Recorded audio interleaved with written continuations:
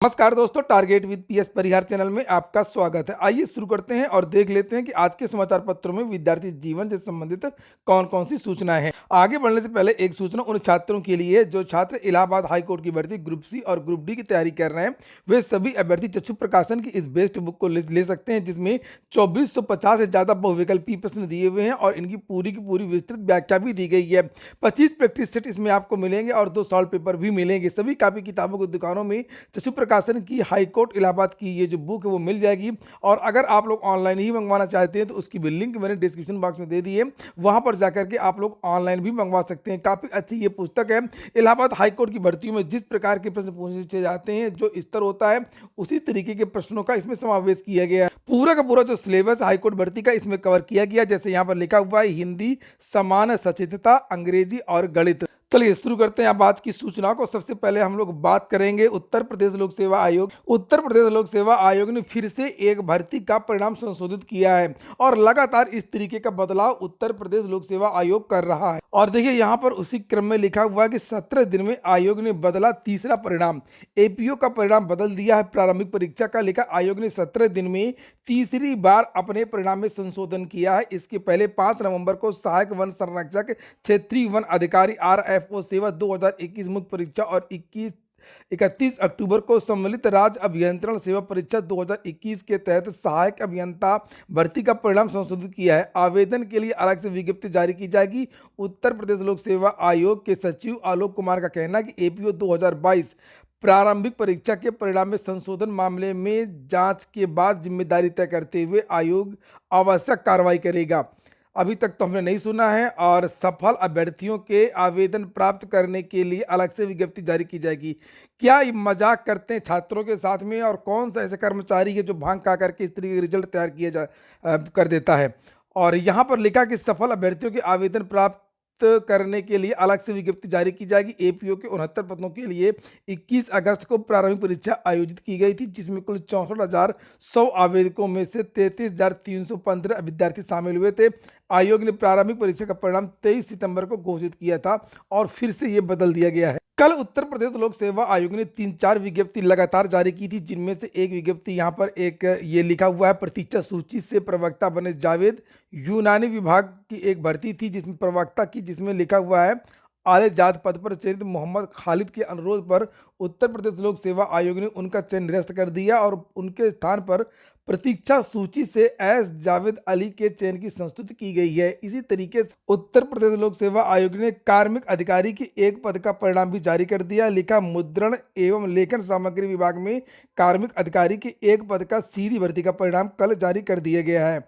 लोक सेवा आयोग ने एक और विज्ञप्ति जारी की है, जिसे आप लोग यहाँ पर देख सकते हैं। 1 2 3 4 5 ये 5 भर्तियां हैं जिनके कट ऑफ अंक वगैरह जारी कर दिए गए हैं। लिखा है कि उक्त पदों के साक्षात्कार में उपस्थित अभ्यर्थियों के प्राप्तांक एवं कट ऑफ अंक आयोग की ऑफिशियल वेबसाइट uppsc.up.nic पर दिनांक 16 तारीख से लेकर के 22 नवंबर तक उपलब्ध रहेंगे। अभ्यर्थीगण अपने अनुक्रमांक एवं डेट ऑफ बर्थ के आधार पर कट ऑफ अंक अवलोकित कर सकते हैं और प्राप्त कर सकते हैं। इनमें से ये देखिए कौन कौन सी भर्तियां, जिला पंचायत इत्यादि ये सब यहाँ पर दी हुई है, पीसीएस नहीं है। और अगली सूचना है हर क्षेत्र में आईटी सिटी व मंडल में बनेंगे आईटी पार्क और 1 लाख को रोजगार मिलेगा। यहाँ पर लिखा यूपी कैबिनेट का फैसला है। सूचना प्रौद्योगिकी एवं सूचना प्रौद्योगिकी जनित सेवा नीति 2022 मंजूर। 5 करोड़ निवेश पर 10% सब्सिडी दी जाएगी। यहाँ पर नीचे लिखा हुआ कि योगी कैबिनेट ने बुधवार को सूचना प्रौद्योगिकी एवं सूचना प्रौद्योगिकी जनित सेवा नीति 2022 को मंजूरी दे दी है। इसके तहत प्रदेश में पश्चिमांचल, मध्यांचल, पूर्वांचल और बुंदेलखंड में एक आईटी सिटी की स्थापना की जाएगी। हालांकि पश्चिमांचल में गाजियाबाद और नोएडा शामिल नहीं है। साथ ही प्रत्येक मंडल में एक ग्रीनफील्ड आईटी पार्क भी बनाया जाएगा। और लिखा हुआ है कि आईटी पार्क की स्थापना में दी जाएगी वित्तीय मदद। ये देखिए लिखा हुआ है आईटी नीति के तहत प्रत्येक मंडल में एक ग्रीन फील्ड आईटी पार्क की स्थापना के लिए वित्तीय मदद दी जाएगी। आईटी पार्क की स्थापना में निवेशक को पूंजीगत व्यय पर 25% की सब्सिडी दी जाएगी। और यहाँ पर पीईटी के बारे में भी लिखा है। जो जानकारी कल दी गई थी वही आज के समाचार पत्रों में भी है। पीटी 2021 यूपी SSSC वैधता अवधि 8 जनवरी तक बढ़ गई है। सरकार ने प्रारंभिक अर्हता परीक्षा 2021 के स्कोर कार्ड की वैधता अवधि को 8 जनवरी तक या पीईटी 2022 तक परिणाम आने तक बढ़ा दिया है। उत्तर प्रदेश अधीन सेवा चयन आयोग ने 15 और 16 अक्टूबर को पीईटी 22 कराया था, लेकिन परिणाम अभी तक जारी नहीं हुआ है। पीईटी 2021 के स्कोर कार्ड की अवधि 27 अक्टूबर को समाप्त हो गई थी। जानकारी निकल कर के आ रही है कि 15 जनवरी के आसपास, 15 जनवरी से पहले पहले पीईटी का परिणाम जारी हो जाएगा और तब तक इसकी वैधता रहेगी। सबसे बड़ा सवाल ये है विद्यार्थियों का, कल मैंने इसके बारे में जानकारी दी थी कि क्या सर अब इससे नई भर्तियां आ सकती हैं यूपी ट्रिपल एससी से? तो बिल्कुल आ सकती हैं, लेकिन इसकी संभावना बिल्कुल कम है। लीगल अगर कहा जाए, कानूनी रूप से भर्ती आ सकती कि नहीं आ सकती, तो अगर यूपी ट्रिपल एससी चाहे तो भर्ती निकाल सकता है, लेकिन यूपी ट्रिपल एससी की अभी फिलहाल जल्दी कोई योजना नहीं है किसी भर्ती को निकालने के लिए। और वो अब ज़्यादातर जो भर्तियां हैं वो यूपी ट्रिपल एससी अब वो निकालेगा पीईटी 2022 के बाद। और ये जो अभी पारित हुआ है, इसके लिए बहुत पहले यूपी ट्रिपल एससी ने शासन को भेजा था, जिसके बारे में अभी शासनादेश 2 दिन पहले जारी किया गया है। 32,022 अनुदेशक भर्ती विवाद फिर से होगी सुनवाई, लिखा बेसिक शिक्षा परिषद के 45,000 से अधिक उच्च प्राथमिक स्कूलों में शारीरिक शिक्षा विषय के 32,022 अंशकालिक अनुदेशकों की भर्ती का विवाद सुप्रीम कोर्ट ने 3.25 साल बाद वापस हाईकोर्ट भेज दिया है। 10 नवंबर के आदेश में सर्वोच्च न्यायालय ने अनुदेशक भर्ती निरस्त करने के यूपी सरकार के फैसले पर कोई टिप्पणी करने से इनकार करते हुए याचिकाकर्ताओं को छूट दी है कि वे हाईकोर्ट में याचिका दाखिल कर सकते हैं। साथ ही हाईकोर्ट से पहले से लंबित याचिकाओं पर जल्द सुनवाई का अनुरोध किया है। 19 सितंबर 2016 को तत्कालीन सपा सरकार ने शारीरिक शिक्षा और खेलकूद के 32,022 अंशकालिक अनुदेशकों की भर्ती प्रक्रिया शुरू की थी। इसी तरीके से उर्दू शिक्षकों का मामला भी सुप्रीम कोर्ट ने लौटाया। लिखा सर्वोच्च न्यायालय ने परिषदीय प्राथमिक स्कूलों में उर्दू विषय के 4,000 सहायक अध्यापकों की भर्ती का मामला भी सुप्रीम कोर्ट ने लौटा दिया है। 2017 चुनावों से ठीक पहले उर्दू शिक्षकों की भर्ती हुई थी। हालांकि सत्ता परिवर्तन के बाद में 23 मार्च 2017 को भर्ती पर रोक लगा दी गई। अगली सूचना प्राथमिक शिक्षक भर्ती को लेकर के है। 12 साल बाद भी शिक्षक तैनाती का नियम नहीं है। असल में जितने भी उच्च प्राथमिक विद्यालय हैं वहां पर जो भर्तियां होती हैं एक नियमावली के तहत, वो प्रमोशन से होती हैं और प्रमोशन पर रोक लगी है। चूंकि टीईटी होना चाहिए या नहीं होना चाहिए, जो पुराने अध्यापक हैं उनको समस्या हो रही है। पुराने जो भी अध्यापक हैं, पहले के जो परमानेंट अध्यापक हैं प्राइमरी के, उनका प्रमोशन किस तरीके से किया जाए वो टीईटी नहीं है। और ये पेंच 3 साल से फंसा हुआ, जिसकी वजह से प्रमोशन नहीं हो पा रहा है। अगर ये प्रमोशन हो जाता तो 2 चीज़ें होती।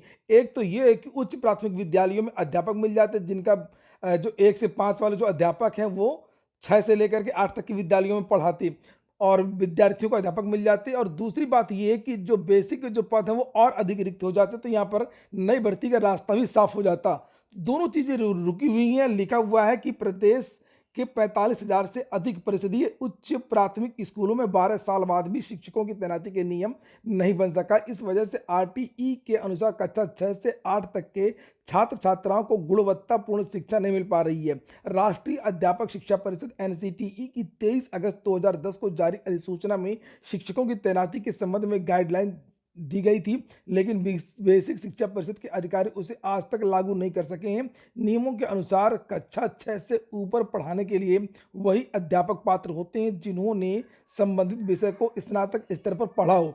यह सब्जेक्ट वाली बात भी है। उदाहरण के लिए यदि किसी शिक्षक को प्राथमिक से उच्च प्राथमिक विद्यालय में सामाजिक विज्ञान पद के लिए पदोन्नत पाना है तो उसे स्नातक स्तर पर इतिहास, भूगोल, अर्थशास्त्र, राजनीति विज्ञान विषयों में से किन्हीं 2 विषय में स्नातक स्तर पर होना चाहिए। इसी तरीके से अंग्रेजी, हिंदी, संस्कृत, विज्ञान एवं गणित के पद पर पदोन्नत के लिए अध्यापक को संबंधित विषय में स्नातक होना चाहिए। लेकिन परिषदीय प्राथमिक में उच्च प्राथमिक विद्यालय में पदोन्नत में विषयों का ध्यान नहीं रखा जाता है। अभी 14 अक्टूबर को परिषदीय शिक्षकों के अंतर जनपदीय स्थानांतरण एवं समायोजन के लिए जारी आदेश में प्राथमिक विद्यालय के प्रधानाध्यापक को उच्च प्राथमिक विद्यालय के सहायक अध्यापक पर प्रतिस्थापित करने की बात लिखी, जिसमें से एनसीटीई से निर्धारित न्यूनतम योग्यता पूरी करने का उल्लेख नहीं है। और यहाँ पर प्रमोशन में टीईटी की जो अनिवार्यता है उस पर भी अभी स्थिति साफ नहीं है। ये देखिए लिखा हुआ है, तो ये मामला कोर्ट में भी चला गया था।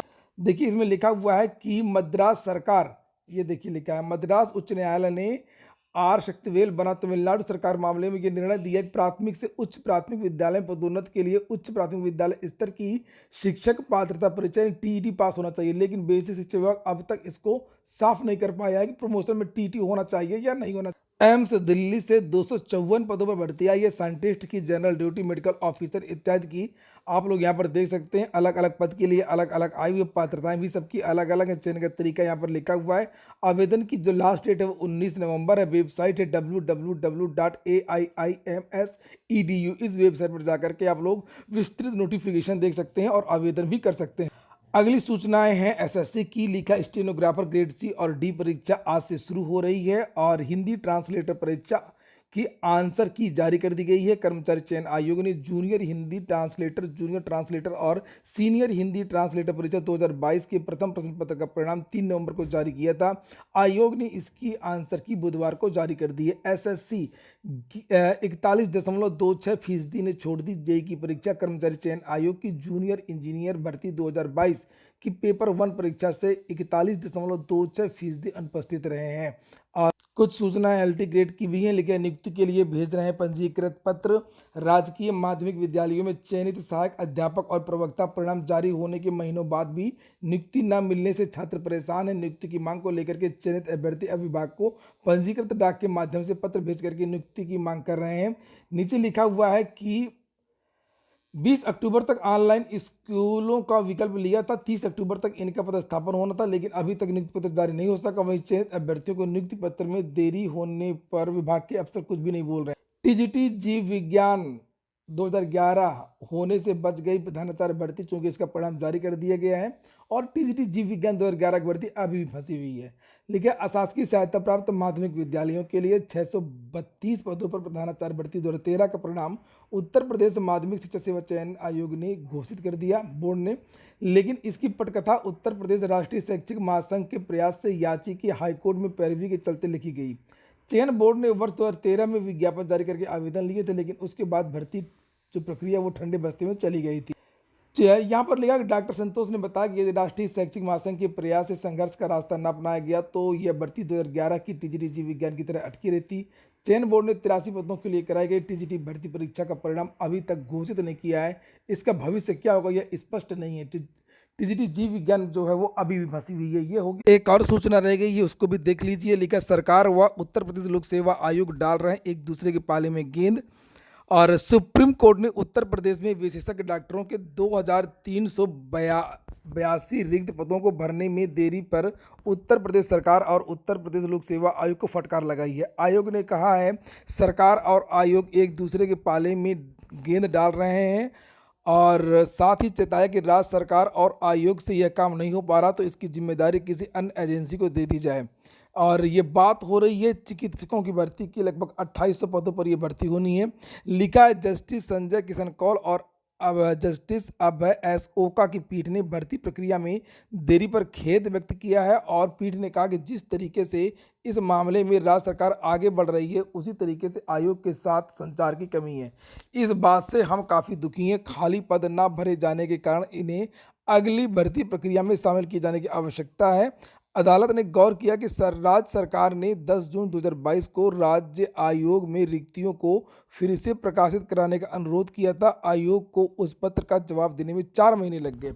और ये मामला केवल ये चिकित्सकों की भर्ती के लिए नहीं है, ऐसी बहुत सारी भर्तियां हैं उत्तर प्रदेश में जो सरकार और लोक सेवा आयोग के बीच में सामंजस्य की कमी की वजह से जिनके विज्ञापन जारी नहीं हो रहे हैं और एक दूसरे के पाले में गेंद डालते हैं। आप लोगों ने देखा होगा एलटी ग्रेड के लिए कितनी बार विद्यार्थी गए लोक सेवा आयोग और हमेशा कहा जाता है शासन की तरफ से कुछ संशोधन हो रहा है, वो हो नहीं पा रहा है तो शासन के ऊपर डाल दिया जाता है। तो ठीक है दोस्तों, ये हो गया आज का वीडियो अगर आपको अच्छा लगा हो तो वीडियो को लाइक कर दें। जिन छात्रों ने चैनल को सब्सक्राइब न किया सब्सक्राइब कर लें। पूरा वीडियो सुनने के लिए बहुत बहुत धन्यवाद।